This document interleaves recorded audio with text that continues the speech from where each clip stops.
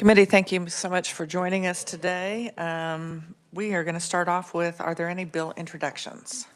Senator Petty. Thank you, Madam Chair. It's RS 0362, and it's a teacher mobility compact. Okay. And for the committee, it is for Kansas to join the compact, is that correct? Correct. The compact, well, yes, absolutely correct. It is for Kansas to join a compact that is in the process of forming. Okay. Yes. All right. Are there any additional questions or concerns? All those in favor say aye. That has been accepted as a committee bill. Any other introduction of bills?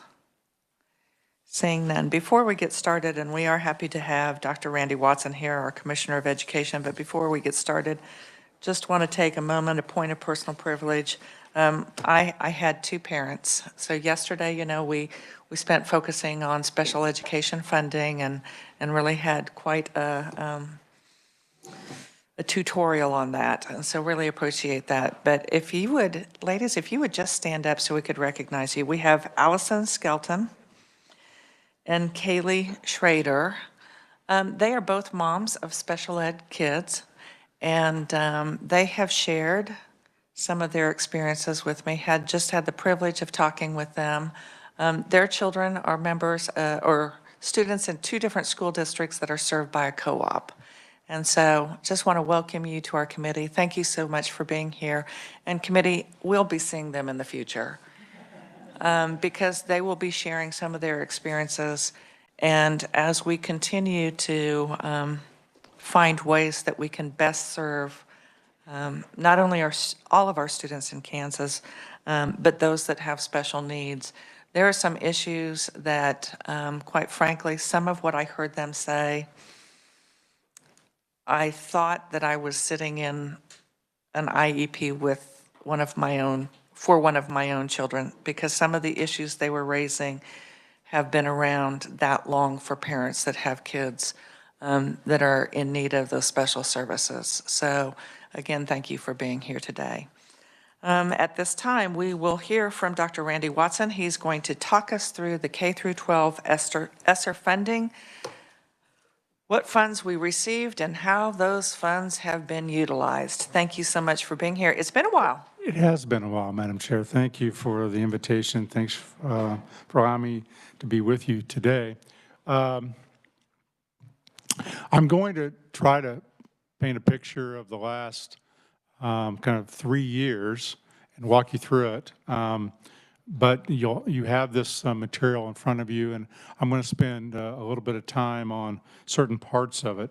First of all, just the simple definitions, because acronyms are abundant in education, and it seems like ESSER, we've been talking about ESSER funds forever, but it is the Elementary and Secondary School Emergency Relief Act. And so that is the official title for money that the federal government allocated under two different presidents to come for pandemic relief to schools. As you know, there's other money that was provided for businesses, other money provided for state governments. This is the money provided for both private and public schools. And if nothing else in your handout, because I know you get lots of paper and now electronic data, and you're trying to sift through things and you're looking at bills, I'm going to walk you through a chart. And I think that chart is one that over time you'll want to mark up, because I think it encompasses everything that I'm going to talk about in detail through this chart. So first of all, as you can see, this chart will talk about the ESSER funds, and then the emergency assistance to non-public schools, or what we call EANS, which went to private schools. So we're going to talk about both today. Money that went to public schools, money that went to private schools, and kind of just, again, walk you through. First of all, the first was called ESSER 1. This happened in March of 20, just shortly after the pandemic. This is President Trump, and this money came out and directly to schools. I'm also going to be talking about, as we go through, how the money was allocated to school districts. So as you know, with school funding, state aid, our agency gets that and we distribute that money. We don't determine how to distribute, that's by statute. In this case, we don't determine how, in most cases, to distribute the money. It's determined, and in this case, the federal government, because they were pushing it out quickly, said, use something that schools have had since the mid-1960s called Title I. So Title I was part of President Johnson's war on poverty, and in essence, there's a lot of components to it. It is meant for low-income schools to help them in reading and mathematics and core instruction, some other things, but that's the core of it. So this money was sent to us to distribute among that formula. So what you're going to need to understand is higher poverty schools are going to get more per student than lower poverty schools, and that's going to be true as we go through all the funding cycles you see. That was certainly true here. And in ESSER 1, private schools, which are under Title I, would receive services from the school district of which that private school resided in. And that's true of the Title I law. So $85 million. And you'll see that I'm going to highlight $8 million for special education, and I'll talk about that. The law allowed the state agency to set aside 10% of the money. 90% was through the formula. State board could set aside 10%. 0.5% went for the oversight of the money. And you're probably going to ask me at some point today, what are we going to do when the money dries up? Well, in our case, we had to hire some new people to handle the distribution of money. Those jobs will go away when these funds are out. But I'll talk about the $8 million because the state board decided that what they should do is try to allocate as much money into special ed so that money could go into special ed to also serve special needs kids during the time of the pandemic. So that was March of 20.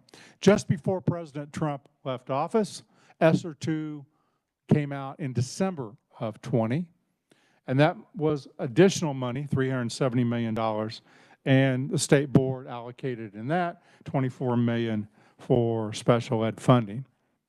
President Biden came into office in January of 21, and shortly thereafter, in March of 21, ESSER 3, and the largest amount of money came out, and that amount, 830, they also directly allocated in ESSER 3 money to special ed through formula. So there's a little bit of difference in all of those. And then finally, once we got to ESSER 2, under President Trump, the federal government directly issued money for services for private schools. So it did not come out of the formula. It went directly to, that money was to be used in private schools called EANS 1. And then in March of 21, when the ESSER 3 came out, there was an EANS 2 allocation. And I'm going to walk you through all of those. But this chart has in it everything that's transpired since March of 20.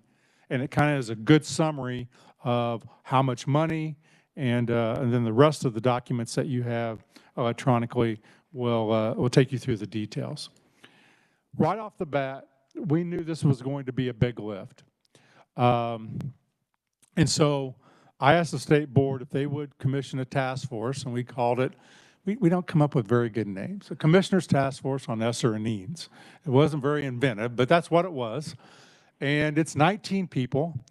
And we reached out to the then chair of the state board, and he said he would chair that. We reached out to Representative Adam Thomas, and he vice chairs that. And two of your members are on that task force, Senator Petty and Senator Dietrich. And we meet, well, it used to be weekly in the early days. We now meet once a month, and they review every single expenditure made by every single school district. That's thousands of pages sometimes that they have to read, but every single, and then they say, our staff is saying, we believe these things ought to be funded according to law. And guess what? Sometimes they don't agree. Many times they do, but sometimes they go, no, I think that's okay, let's go ahead and fund that, or the recommendation to fund it, or no, maybe we shouldn't fund that. But this is an additional area not required by law. There's nothing in statute, the federal law, that requires this. We just thought this would give good oversight of school people, both public and private, business managers and legislators to the process. So we thank Senator Dietrich and Petty for their service and continued service. So that's again, 19 members. And again, to give oversight.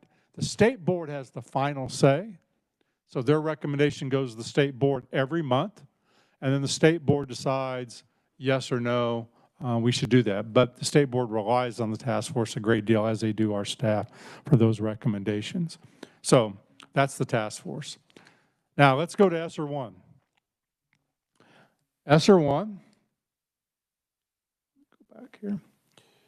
Again, 90% of, so the 76.5 million was distributed directly to school districts on the Title I formula as prescribed by federal law. So again, let me just use some examples here close by. So per pupil, Topeka 501 received more money than did Auburn-Washburn, and that's simply because of poverty. There's more poverty. So if you just looked at Title I, Topeka 501 receives more money in that formula than does Auburn-Washburn. So they received more in this case.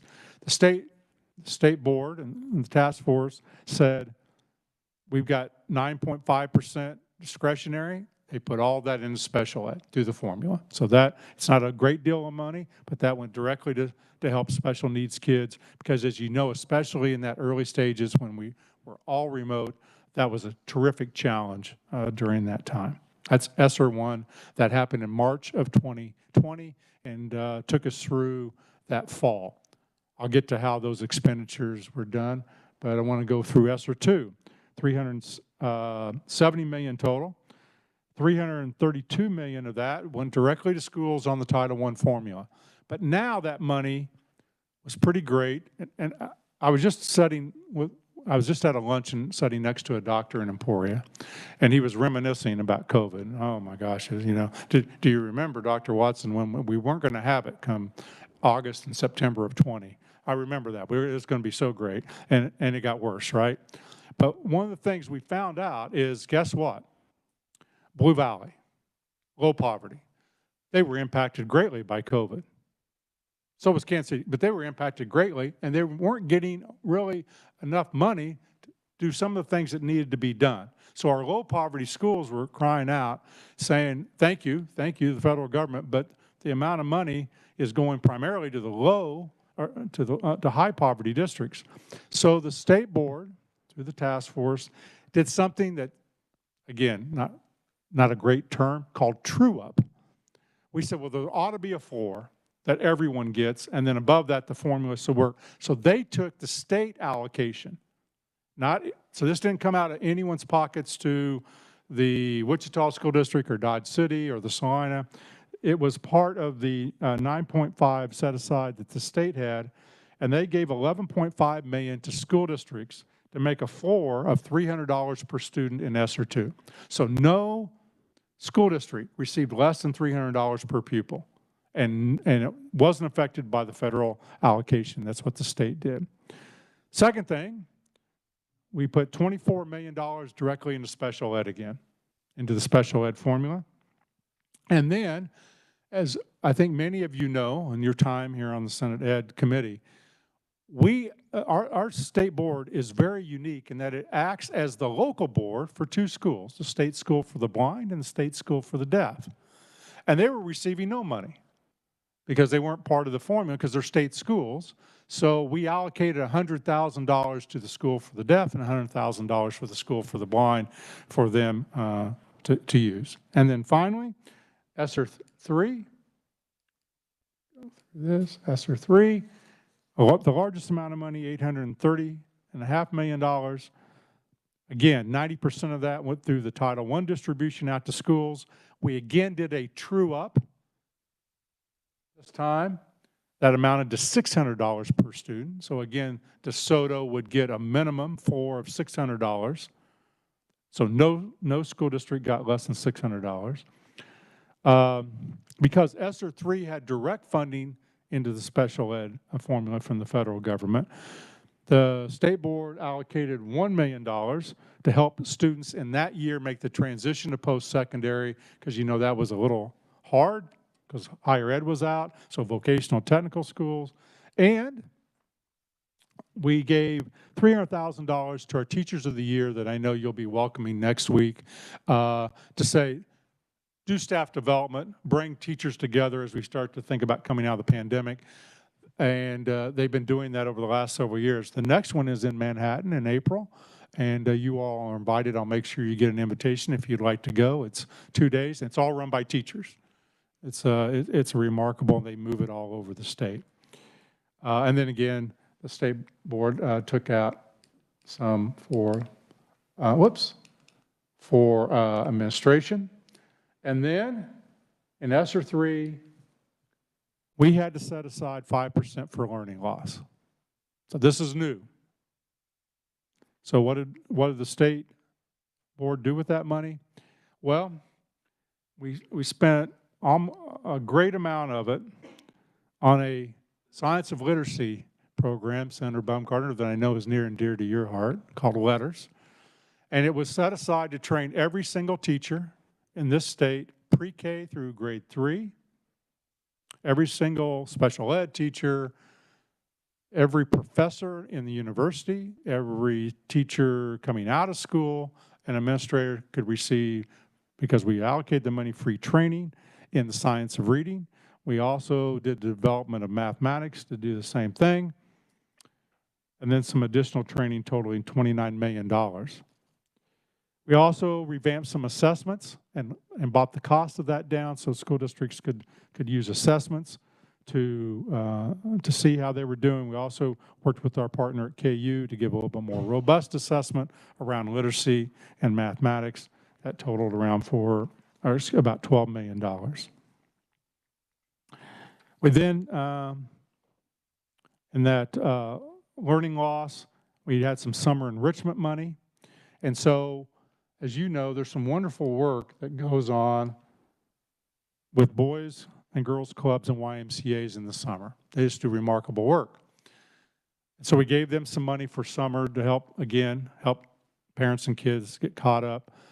But those of you that have rural districts know that there's not many boys and girls clubs and YMCAs in Nest City. So we partnered with 4-H to do the same work in our rural parts of the state, bring kids and families together. And then I think one that many of you know about, Sunflower Summer. Our staff does a wonderful job, and the state board, and we're trying to put these things together ahead of time. Sometimes you really get lucky, and Sunflower Summer is a combination of skill, thought, and luck.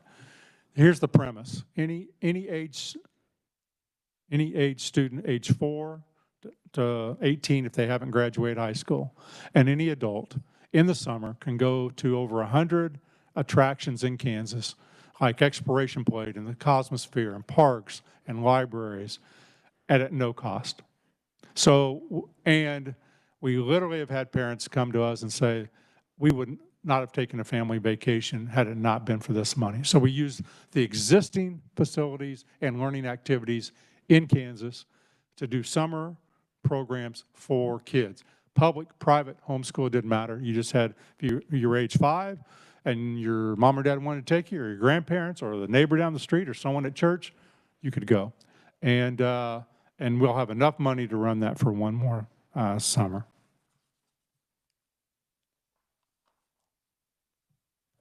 Now, there's some available, yes. Let's pause right there. Okay. Committee, do we have questions so far? Senator Sykes. Thank you, Madam Chair. Thank you, Randy, for being here. Just to clarify, so with that Title I formula that came from the feds, that was 90%, and then the 10% was able, and that was through state board or? State board. The state board, but then the task force reviewed those? Okay. Yes. And I was able to find online who was on the committee in the minutes. But how is that going? Does everyone feel the process worked well? Or Well, you have two experts right here. I think it's gone extremely well. We meet via Zoom because we had to in the early days. I think it gives another look from, we have great staff that's looking at this and looking at, here, there's 12 components, now 15 or 16 that are allowable by law. But when you look at those, it's always debatable, is this allowable by law? What we don't want is for a school district to come federal audit, have to repay any of this money back. I mean, that would be the ultimate thing that we don't want. So I think the task force has done a remarkable job. They've been attentive. They've really worked hard.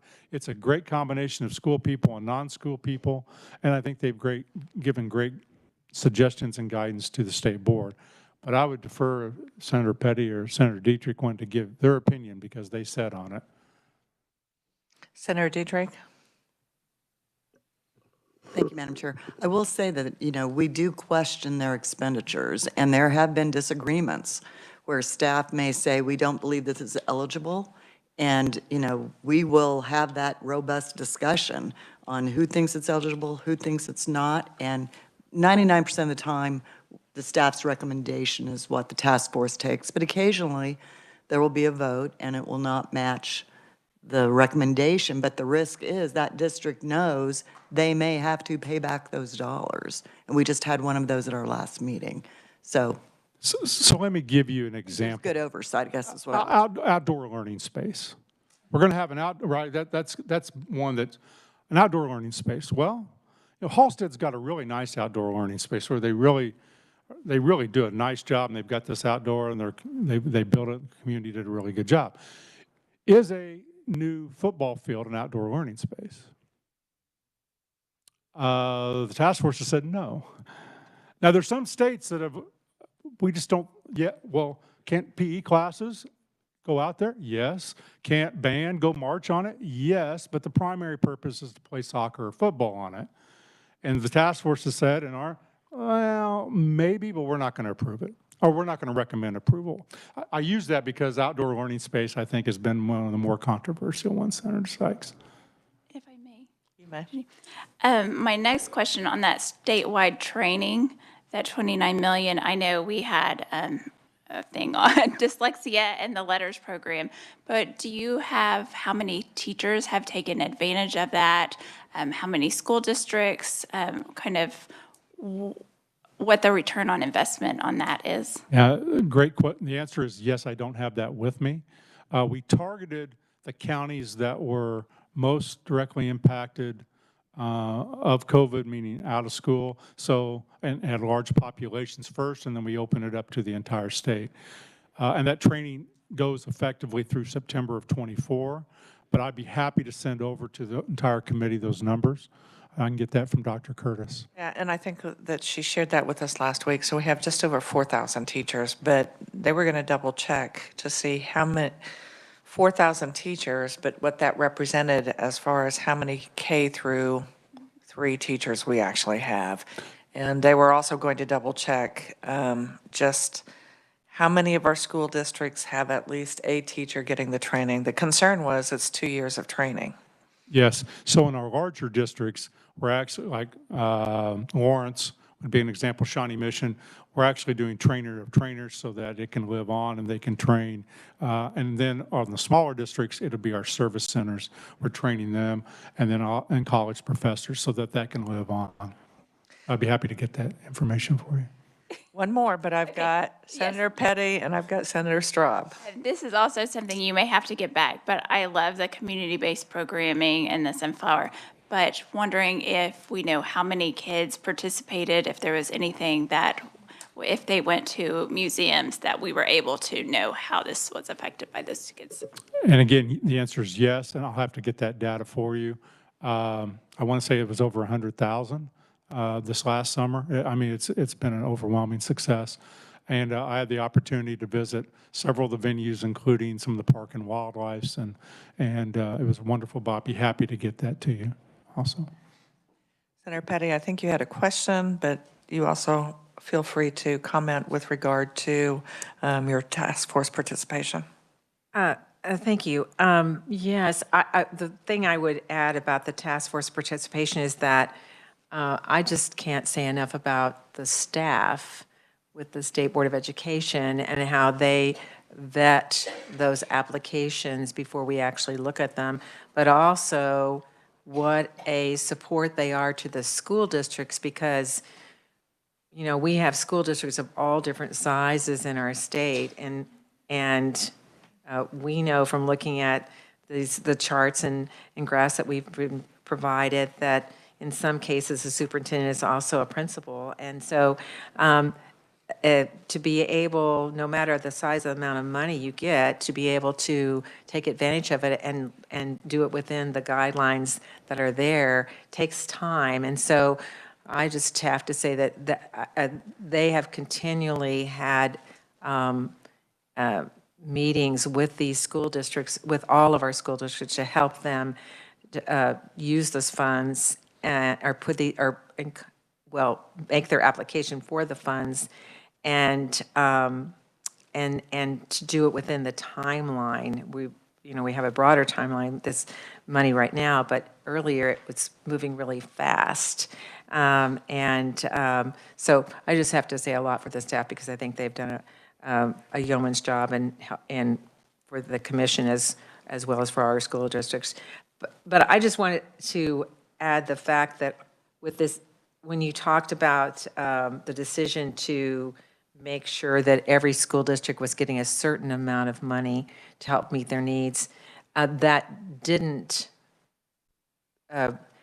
having a base of $300 per student or $600 per student, that did not change the guidelines for how those funds could be used. Is that correct? That's correct. So again, 90% of the money had to go based on the Title I formula. The state had 10% set aside, and they used that in ESSER 2 and ESSER 3 to have that floor. So it was the state discretionary money that did that, but it did not take away from anyone else's distribution. Thank you. Senator Straub. Thank you, Madam Chair. Looking at your little chart here under the ESSER 3 funds, it says that they have to be obligated by September of '24. That just means they basically have to be earmarked. They don't have to be spent by that point. That is correct, but they have to be spent by the end of December of '24. So they have to be encumbered, and their plan has to be approved right now, and then they'll have until September 24 to then encumber the money, and then they have to have that spent by the end of that calendar year. So it's pretty quickly out the door. Absolutely. So are school districts allowed to, in essence, save general fund monies for a rainy day and utilize the ESSER funds in the meantime, so that once the ESSER funds disappear, they're able to provide the same level of education services without feeling that loss of additional monies? Does that make sense? Yes, Senator, and that's a great question, which really is, what happens when this money leaves, and are they going to be able to offset it?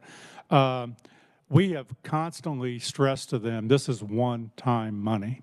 So what you're trying to do is ramp up to help with the loss, or you'll see in some cases, it was an air quality.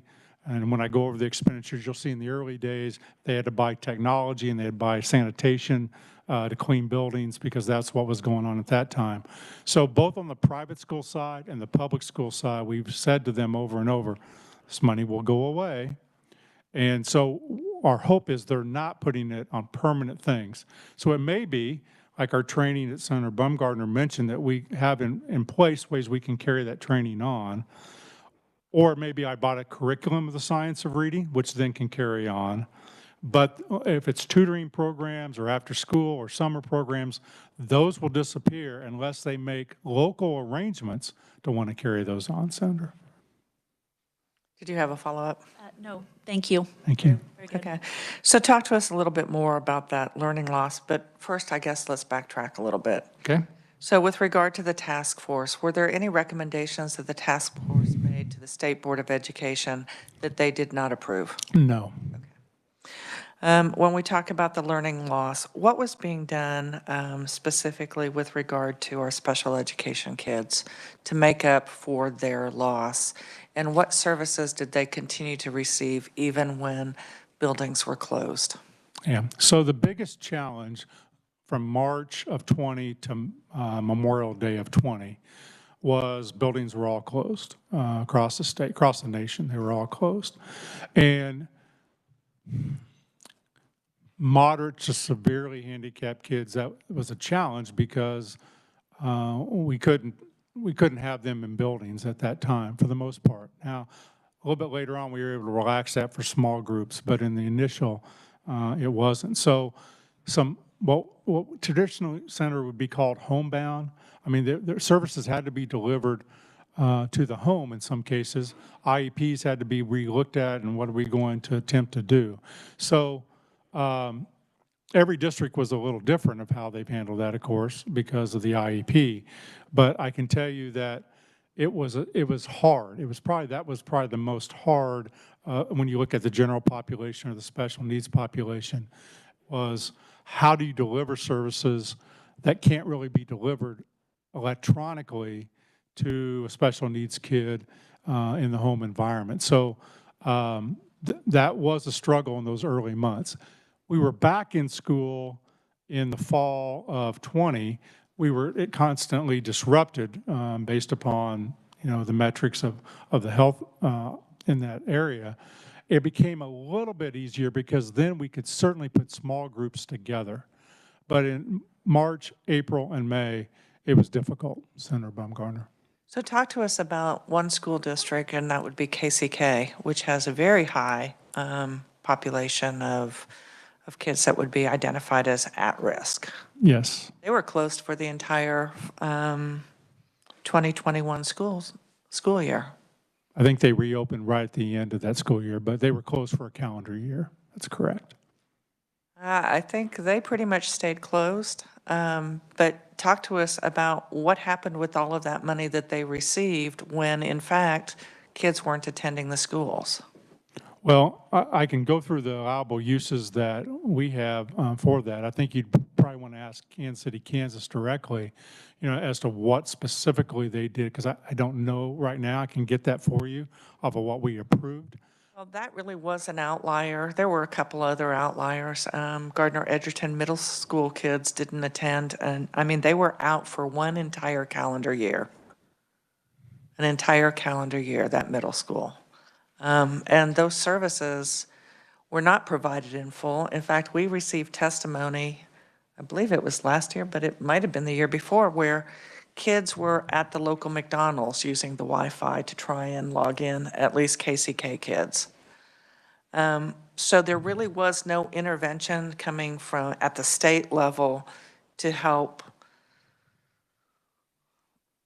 largest school district address the issues of, I mean, I can't imagine how significant the learning loss was in that particular school district. We know there was significant learning loss. I can speak to what was happening in the middle school of Gardner Edgerton.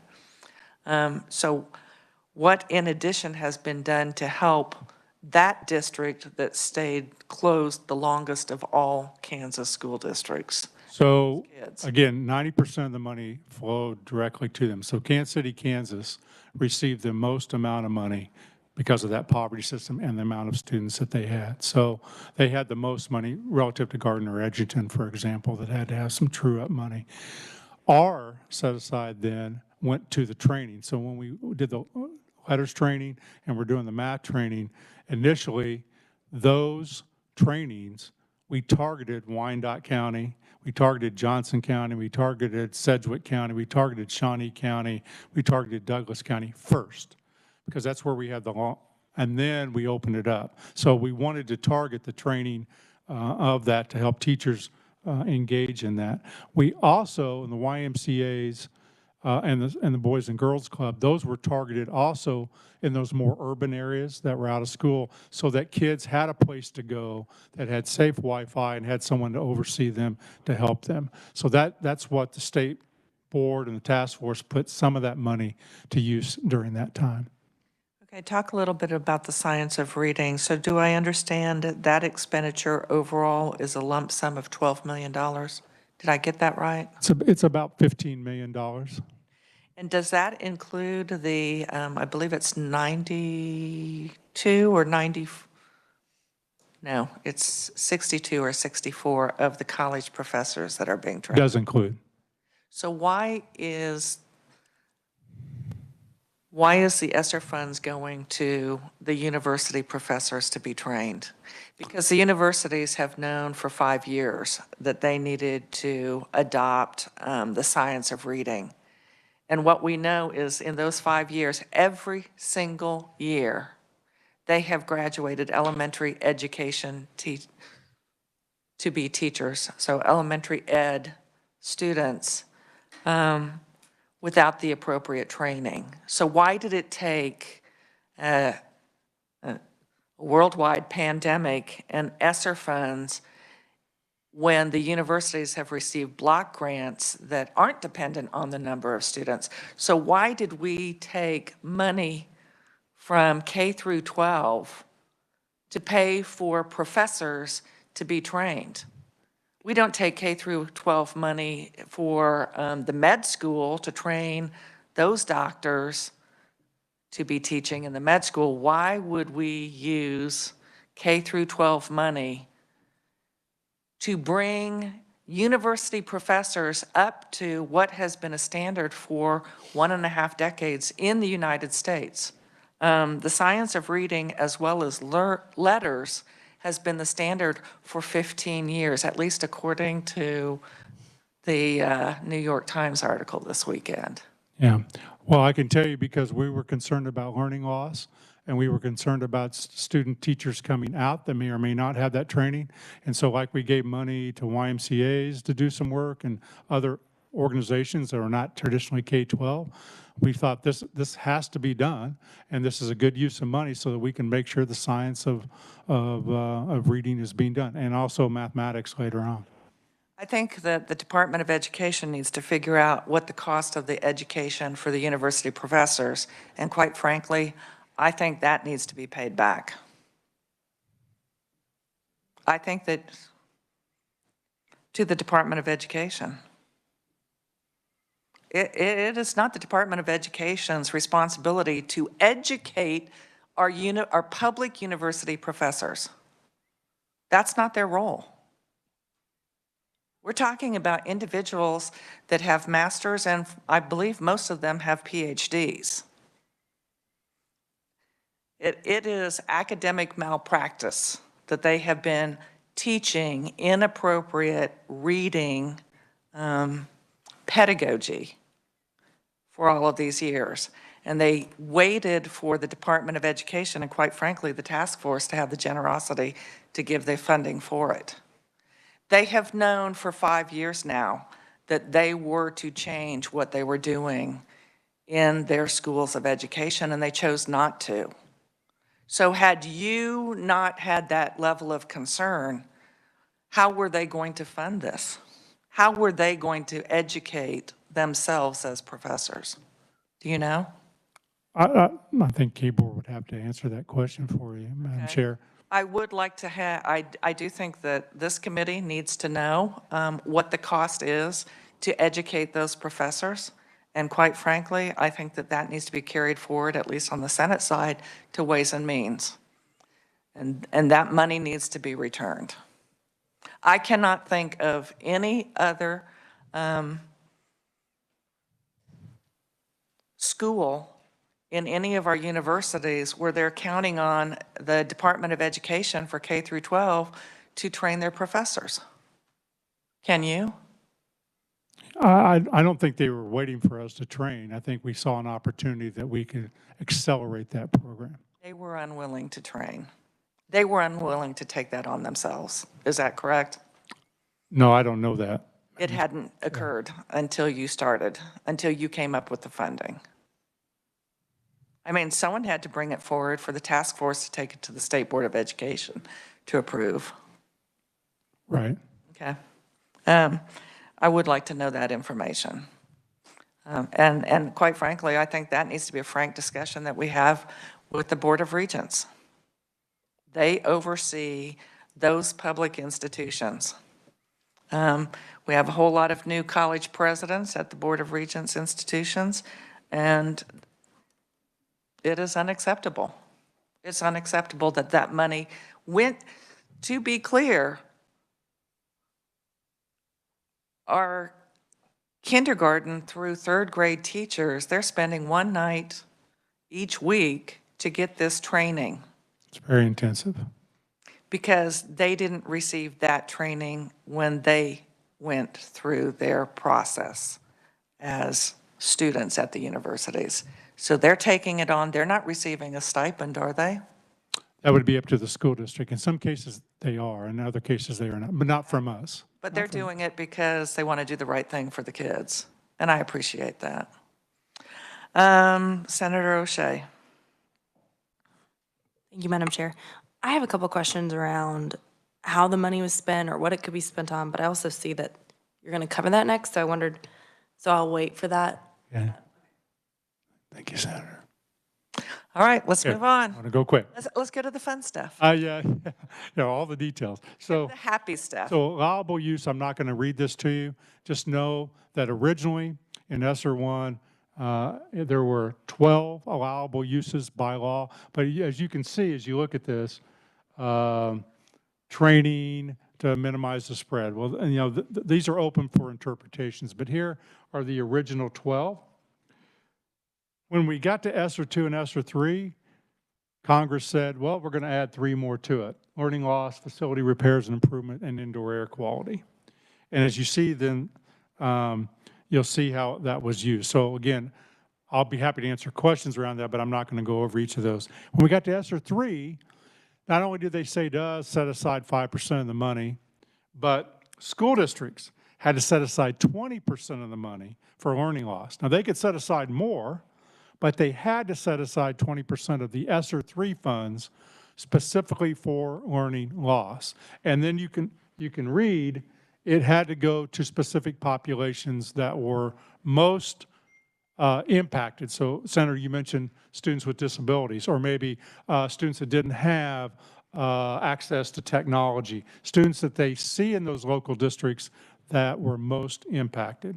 So those are the allowable uses through ESSER 1, ESSER 2, and ESSER 3. Also in ESSER 3 was a requirement that they had to have meaningful consultation with a variety of groups that you can see on the screen. This also was problematic in some school districts, especially our small rural.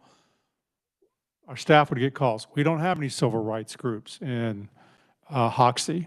Well, yes, you do. You just probably don't know, and you're going to have to reach out to those. Or we don't have any tribes in our community. Well, yes, there are. You just probably don't know. So it had to be meaningful stakeholder input. That was not in that law in ESSER 1 and ESSER 2.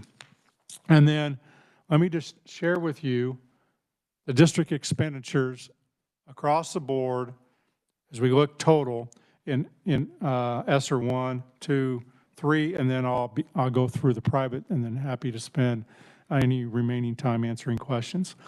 So Senator Straub, kind of answer your questions. ESSER 1 is out the door and spent. Okay, so these are staggered a little bit, and that was spent. And as you see, we kind of, our staff has coded the orange to be kind of a learning loss or learning activities, and the blue is more sanitation or air quality. So in the early days, where do you think we spent the money? Technology, Chromebooks and laptops and internet access. So technology and supplies to sanitize and clean. I mean, that was the initial where most of the money was spent. And that money, as I mentioned, is out the door. Most of the ESSER 2 money is also spent and out the door. And you can see now we're starting to shift where school districts across Kansas spent that money, mostly in premium pay. If you remember in the early days, Senator Baumgartner, you and Representative Estes in particular said, and Senator Erickson, I think you were part of this too, can't we pay teachers that are going to do this extra work? And our staff was saying, it clearly says you can't pay a bonus. It clearly says that, and still does, by the way, can't pay a bonus. And you worked on that language and worked on that language in conference committee, as I remember. And then the federal government said, but you can pay them premium pay, a new term. Okay? And so you see school districts in ESSER 2 now started to pay retention bonuses, and we're going to pay people to come in the summer, and we're going to pay them after school. And they started paying teachers a lot of that money, and thank you. That was a lot of effort on your part in making sure of that. And then our staff really leading the way in DC saying, come on. And so can't pay a bonus. It's called premium pay. And the second is learning loss and then ed tech. When you get to ESSER 3, you'll see that a lot of that money is still yet. We still have about 80 some school districts that have not had their plan approved. It'll be approved in the next 2 to 3 months.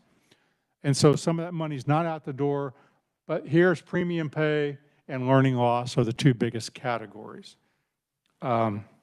So that's a little different how the money was spent over time. Very quickly, once private school. So this, I don't know of any other time in my career where the federal government has sent money directly for the use of private schools. It usually goes to the public schools, and then the public schools will provide services to the private schools in their district. In this case, in EANS 1 and EANS 2, they sent money directly to us to distribute to private schools. So this here, again, here's your chart, like your ESSER chart and your EANS chart. First came out and has to be spent by September, or has to be awarded by September 23. Just under $27 million. And this has to go to services. So this gets a little crazy, but private schools cannot, they can buy equipment and they can hire staff, but then that has to go away. So let's say they bought a laptop. That laptop then has to come back at the end of the cycle, where if Goddard buys a laptop, they can keep it. That's the federal regulation. So we call it services. They're getting services, which means we have to hire those, not the state board, we've contracted out so that those services can be provided. EANS 2, and let me spend a little time here because you'll hear this. Well, public schools got most of the money. Senator, you mentioned Kansas City, Kansas got the most money. But per pupil, private schools got more money than public. Now, there's a reason for that, several reasons. A lot of private schools in the early stages used the PPP money that were also available to some businesses to sustain that work. And the federal government said you can't do both. You can do one program or the other, but you can't do both. And that eliminated some private schools. And then there's a poverty threshold, especially when we get to EANS 2. And so you can see the amount of money was spent in each of the categories per pupil. And remember, we set a base of 300 in EANS, in ESSER 2 and 600 in ESSER 3. Here's just the eligibility for EANS 1. I'm not going to go over that with you because I want to spend a little time. You can see that 72 private schools did receive that award. Well, let me go back, and this is how they spent that. You see a lot of it was on personnel, and then followed up by curriculum, instruction, technology, et cetera. In EANS 2, we ran into a problem. So we had money, but the federal government said you can't give that money to any private school unless they have 40% poverty. You know how many private schools in Kansas have 40% poverty? Almost zero. So we weren't going to be able to distribute any of this money to our private schools that needed it. So again, our staff went to our contacts in DC and really fought, and that got lowered to 20%. That eliminated some private schools because they could not hit the threshold of 20%. That was a federal requirement. And you can see there's the U.S. Department, the waiver request that they granted to us to lower that from 40 to 20. Now 26 private schools were awarded that money, and that's why the money per pupil gets a little high, because not all private schools were eligible for that. And you can see how they spent that money. That was really quick, Madam Chair, and I know it's going to generate a lot of questions. I'm happy to stay as long as you have today, but I'm also happy to come back if there are more. Committee, what questions do we have? Senator O'Shea. I obviously didn't answer those very well, Senator, so. Thank you, Madam Chair. We had an audit about IT security being a big challenge within the education system. Are these funds, are they allowed to be used in that, for that? And then have we been seeing schools take advantage of that? Wow, I'm glad I had the staff here. I don't know if that's allowable use. Technology is shaking their allowable heads. use. They're shaking saying their yes. heads. They're saying yes.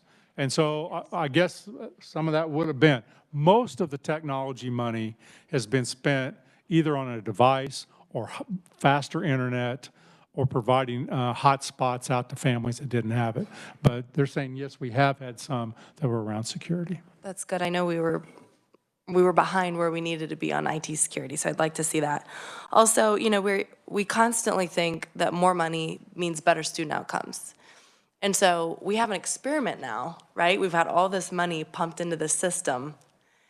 And so what are we seeing for outcomes, or what can we use from this to learn about how extra money could be spent that's most effective, or is more money the answer? I mean, what are we learning from this, and how can we continue to look at trends? That is an excellent question, and it's one we probably ask every day. And I mentioned to House Ed earlier this week, I'm going to be interviewed by the Wall Street Journal on that exact question. What are we seeing?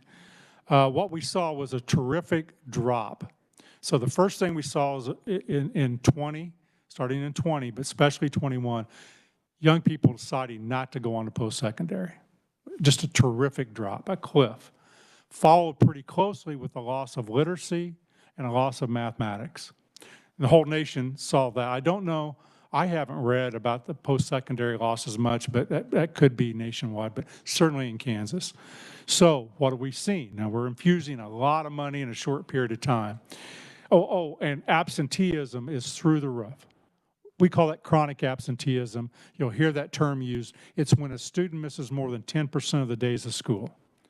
And that's over time, that's 2 years worth of schooling if they do that their career. So what have we seen? Chronic absenteeism is starting now to come, we're starting to subside. But what happened, Senator, is that families were told, if you have the sniffles, don't come to school. And so they weren't coming to school. And so that carried on even after the immediate COVID rush kind of happened. So we got to get them back in school. We're seeing that drop. That's good, because last year we were still at a quarter of our students were chronically absent. And the higher poverty districts were even higher. We're seeing a little uptick in vocational technical schools. Not so much community colleges and 4-year. Those are still down. I think the region's probably told you that, but we're seeing a little uptick there. We saw a little uptick in mathematics this past year. Literacy continued to fall. So that's where we're at today. We're really going to be looking at this spring data, both on graduation, where did they go and how did they do, and that'll start to tell us. But we're going to be looking at this pandemic effect for a decade. I mean, we really are. It's going to be an interesting study of, did the money make a difference? Where did it make a difference? How can that inform us going forward? Senator Blasey. Thank you. Commissioner, can you define for me learning loss? All this money spent in learning loss, what exactly was that? Thank you, Senator. So learning loss was the amount of learning loss, primarily in language arts, mathematics, and science, that a school district saw because of the pandemic. We hired more teachers, we had more services, summer school, what was it? Yes. So districts could decide on 90% of that money, but generally it was summer school, after-school tutoring, maybe during the school day tutoring, in a process we call MTSS. It also could have been some counseling to help transition them into higher ed, but those were the type of activities. So just based on quick math here, ESSER had $1.3 billion allocated to the state of Kansas, and only $211 million, or 16%, was spent on learning loss. I think that's shameful. I mean, the disservice to my generation and the generation behind us, you know, schools were only opened again, it was mentioned earlier, because this legislature, or the previous legislature, and I believe even the governor signed legislation to force schools to reopen in the spring of 2021 when the school year was almost absent, or almost over. One entire year of students who had the least means to find other opportunities through private school or homeschool, whatever it may be, to learn. This is only my opportunity, sorry, to voice my frustration that's built up for the years. It is just, I just can't believe it. We all should be ashamed how we handled that time period, because like you mentioned, you say 10 years, I think it's gonna be an entire generation before we find out exactly what happened to the students in this state and across our country. And only the fact that we're only spending 16% to help kids catch up and learn, I find that appalling. And I would love to see our schools, I mean, what do we need to do? I mean, summer school, I mean, schools were closed for a whole year. Do we need to extend the school year? But whatever we can do to get these kids caught up in math, and language arts, you name it. But this is just my first opportunity to express my frustration, because I remember when the state school board cast that 5-5 vote to close schools statewide. Unfortunately, that 5-5 vote meant a fail.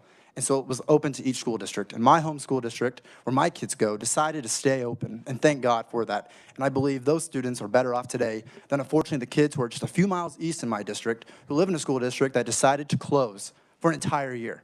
And we all know that technology and laptops, learning, ask any parent, that was not the same education that they would have got in the classroom. So sorry to go off here for a moment, but I just wanted to express my frustration for the loss to my generation and the generation behind me, and the disservice that did to our state. Thank you.